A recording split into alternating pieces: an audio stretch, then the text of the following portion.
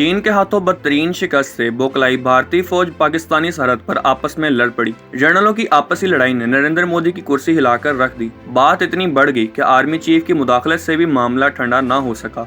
चीनी फौज के आने से पहले ही भारतीय फौज अपना बड़ा नुकसान कर डाला। लद्दाख तो क्या, सिक्किम और अरुणाचल प्रदेश पर भी भारतीय कंट्रोल कमजोर से कमजोर होने लगा।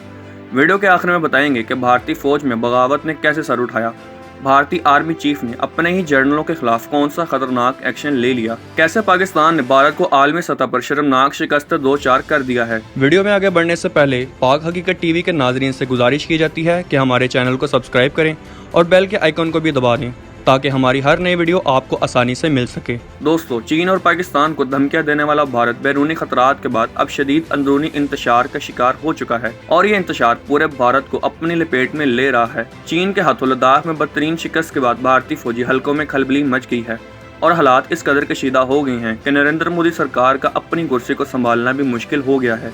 भारतीय जनरल बिपिन रावत के खित्ते में अस्करी पॉलिसियों से इंतहाई नाराज हैं और इन्होंने आला फौजी क़यादत के अहकामात को मानने से साफ इनकार कर दिया है। भारतीय आला क़यादत 2 टुकड़ों में बढ़ चुके हैं। नरेंद्र मोदी सरकार को देखा देखी भारतीय फौज भी सियासत की राह पर चल पड़ी है। इख्तियारात की जंग में 2 3 स्टार जनरल आमने सामने आ गए हैं, जिसके बायस भारतीय फौज की आला क़यादत में फूट पड़ गई है। पाकिस्तान के साथ हजारों किलोमीटर तवील सरहद पर तैनात साउथ वेस्टर्न कमांड को 2-2 जनरल चलाने लगे हैं। मोदी की 56 इंच की छाती पहले ही सुकड़ कर आध फिट रह गई थी।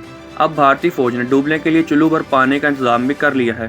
पाकिस्तान को घुसकर मारने की बड़के लगाने वाला भारतीय जनरल आपस में ही गुत्थम गुत्था हो गए।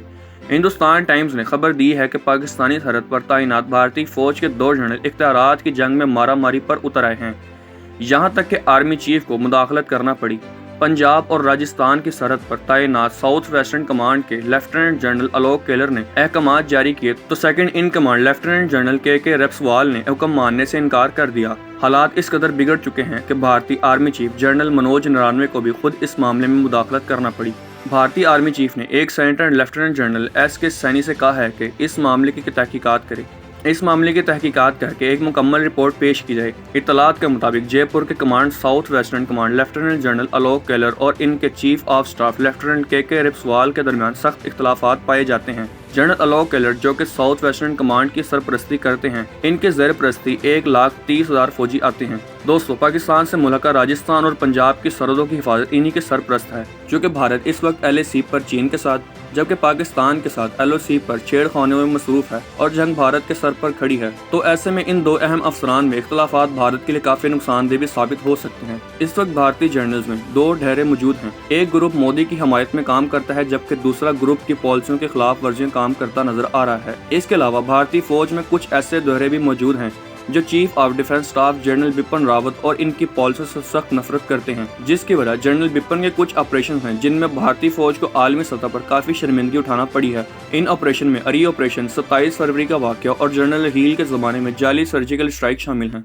खुद भारतीय जनरल भी इस हकीकत से बखूबी वाकिफ हैं कि इनमें से किसी ऑपरेशन में भी इन्हें कामयाबी नहीं मिली, बल्कि नाकामी का सामना करना पड़ा, जिसकी वजह से वो जनरल बिपिन रावत से नफरत दिखाई देती है। भारतीय अवाम आज भी सवाल करती है कि तुमने जो दावा किया था कि हमने 300 से 400 पाकिस्तानी फौजियों का निशाना बनाया, इसका कोई तस्वीर लाकर दिखा दें, लेकिन मोदी की आदत अपनी आवाम को कोई भी सबूत देने से कासिर है। दोस्तों, एक तरफ भारत चारों तरफ से जंग के खतरात में गिर चुका है, तो दूसरी जानिब भारतीय कमांड में इख्तलाफात भारत के लिए इंतहाई खौफनाक सूरत हाल पैदा कर चुके हैं, क्योंकि अगर मुल्क अंदरूनी खुल्फशार का शिकार है तो वो बाहर किसी दुश्मन से क्या लड़ेगा। भारत चीन के साथ शरारतों की वजह से चीन फौज को अपनी सरहद पर बुला चुका है, जहाँ भारतीय फौजों की हर रोज पिटाई की खबर सामने आती है। चीन भारत से इनका 38,000 स्क्वायर फीट किलोमीटर का इलाका छीन चुका है। इसके अलावा भारत में मोदी सरकार से मुतल्लिक एक इंतहाई शर्मनाक इंकशाफ हुआ है कि एक जानिब लद्दाख में सरहद पर चीन के साथ छेड़ा में इंडियन फौजियों की हलाकतें हो रही थी, तो दूसरी जानिब वफाकी हुकूमत चीनी बैंक से कर्ज ले रही थी।